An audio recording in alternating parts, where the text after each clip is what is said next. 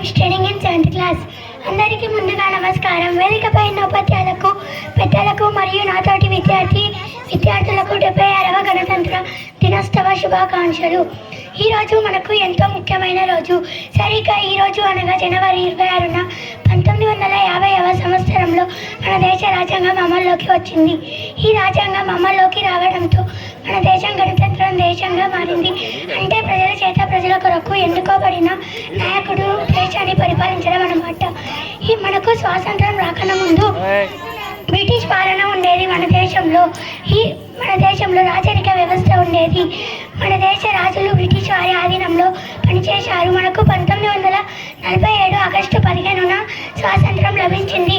అప్పుడు మన దేశాన్ని ముందుకు నడపడానికి రాజ్యాంగం అవసరం వచ్చింది. బాబు రాజేంద్ర ప్రసాద్ గారి అధ్యక్షతన రాజ్యాంగ కమిటీని ఏర్పాటు చేసి దానికి బాబు సాహెబ్ అంబేద్కర్ గారికి అప్పగించడం జరిగింది.